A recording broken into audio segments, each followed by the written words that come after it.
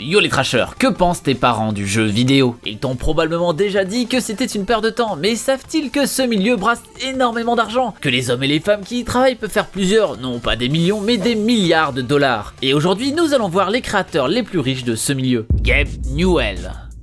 Un des plus connus et des plus appréciés, Gabe Newell est le papa de Valve, société qui a créé Half-Life, Portal, Left 4 Dead, Counter-Strike, Team Fortress, Dota 2, mais surtout Steam. Pourquoi ce dernier est plus important que les autres? Eh bien car c'est une plateforme de téléchargement. Alors non, rien d'illégal dans les faits, puisqu'en fait ça permet d'avoir une bibliothèque de jeux dématérialisés sur PC. La plateforme a été l'une des pionnières de jeux dématérialisés, et a même permis de s'ouvrir à des marchés qui semblaient impossibles.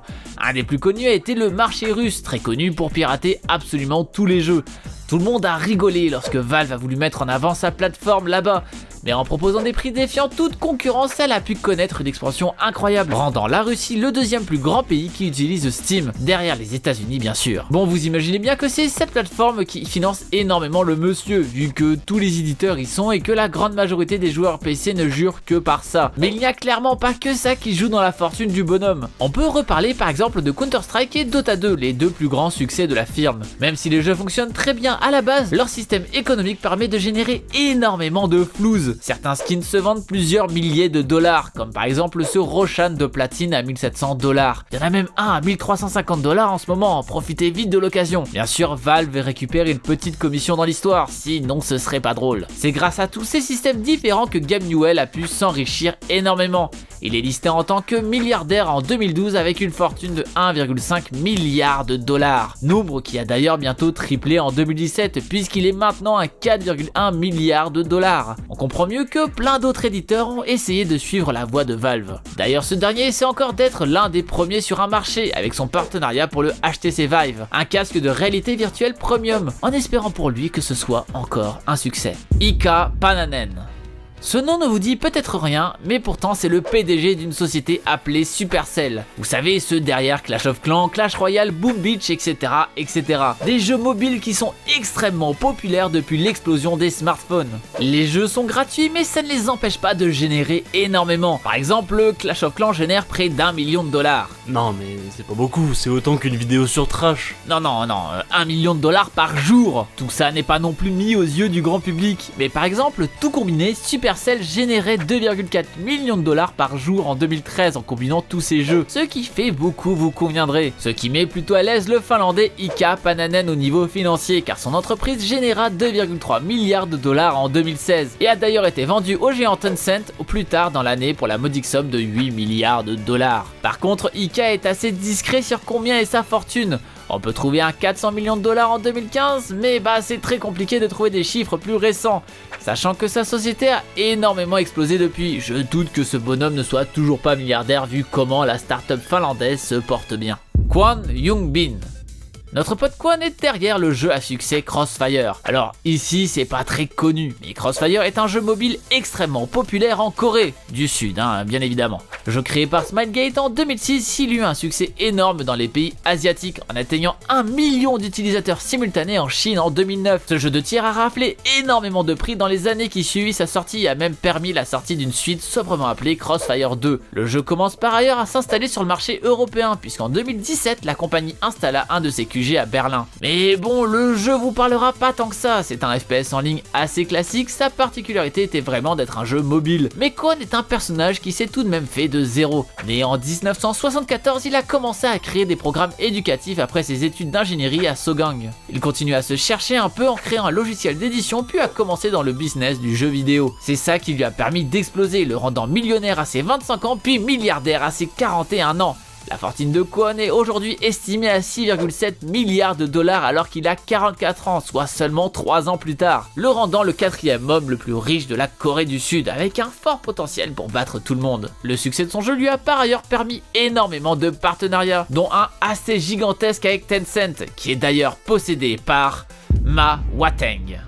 le plus riche de tous ici. Ma Hua-Teng est l'homme derrière Tencent, une société à 135 milliards de dollars, qui possède une petite base de 440 millions d'utilisateurs. La société, créée en novembre 1998 par le monsieur, est peu connue ici car elle est basée encore une fois en Chine. Et cette dernière ne crée pas de jeux à proprement parler, mais est plutôt là pour proposer des jeux d'autres éditeurs à la Chine, notamment des jeux multijoueurs, en achetant les droits pour en avoir l'exclusivité. Il y a par exemple Crossfire dont on vient de parler, qui comme vous avez vu a généré pas mal de thunes, mais il y a d'autres jeux extrêmement populaires, les plus connus étant Clash of Clans et League of Legends. En plus de ça, la société propose énormément d'autres plateformes, comme QQ Live pour du streaming, QQ Instant Messenger pour de la messagerie ou QQ Show, qui est une sorte de Second Life, un endroit où on peut avoir un avatar customisable, par exemple avec des biens virtuels, achetés avec de l'argent, lui, bien réel. C'est d'ailleurs ces objets virtuels qui font une grande partie dans la richesse de cette société. Cette dernière continue d'ailleurs à acquérir des parts un peu partout, en achetant par exemple cette année 12% du capital de Snapchat.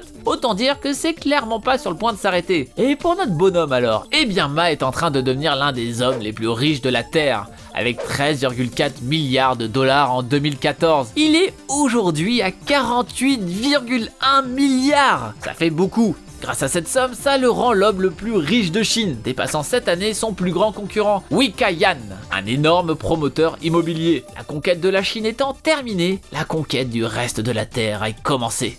Mark Pincus.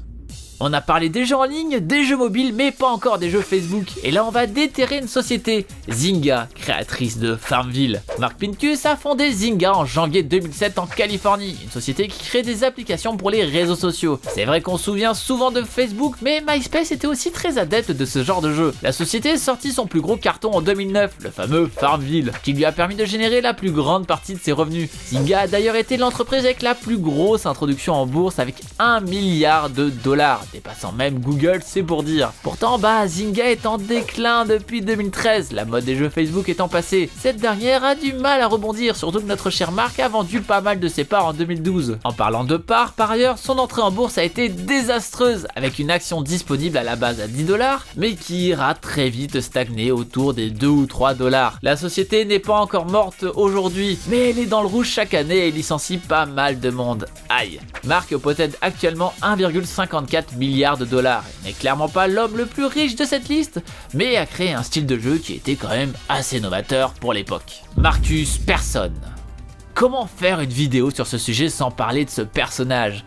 Marcus Persson est le créateur de Mojang, qui a permis à Minecraft de voir le jour, un petit jeu indépendant que vous connaissez peut-être, qui est sorti officiellement le 18 novembre 2011. Bon, je ne vous apprends rien, mais ce jeu bac à sable est un succès planétaire, avec aujourd'hui plus de 122 millions de copies vendues, en faisant de ce dernier le jeu le plus vendu de l'histoire, si on compte toutes les consoles bien sûr. D'ailleurs, il y a encore plus de 55 millions de joueurs par mois, c'est pas trop mal. Le jeu a connu une évolution folle et Marcus était un peu dépassé par les événements, ce qui lui a donné l'envie de faire autre chose. Il a donc vendu sa société Mojang à Microsoft pour la modique somme de 2,5 milliards de dollars. Après ça, il a eu quelques délires de riches, il a par exemple acheté un petit palace à 70 millions et d'autres trucs de nouveaux fortunés. Néanmoins, malgré le fait qu'il soit aujourd'hui à l'abri de tout problème, il a affirmé sur Twitter ne s'être jamais senti aussi seul et isolé, comme quoi l'argent ne fait pas forcément le bonheur. Marcus possède actuellement 1,4 milliard de dollars, autant dire qu'il a tout de même pas mal profité de sa fortune, même si aujourd'hui il est très effacé du monde vidéoludique, affirmant lui-même qu'il est très éloigné de son propre jeu le rendant riche, car au final il a l'air de plutôt détester ça. Bon, tous ces chiffres font perdre la tête, mais faut se dire que même si certains étaient déjà bien implantés, d'autres ont commencé à l'arrache dans un garage ou encore chez leurs parents. Un par exemple que j'aime beaucoup est Edmund Macmillan, on en a pas parlé ici car c'est pas aussi incroyable que les autres, mais cet homme a créé Super Meat Boy et The Binding of Isaac. Et pourtant, il était en train d'avancer vers l'inconnu, plein d'a priori, ce qui ne l'a pas empêché de devenir multimillionnaire. Je vous conseille d'ailleurs le très bon documentaire Indie Game The Movie, qui pourra vous montrer un peu la vie d'une de ces personnes. Bon, même si aussi Phil Fish là-dedans, qui est une personne un petit peu moins sympa. What do you think about recently Japanese games? They suck.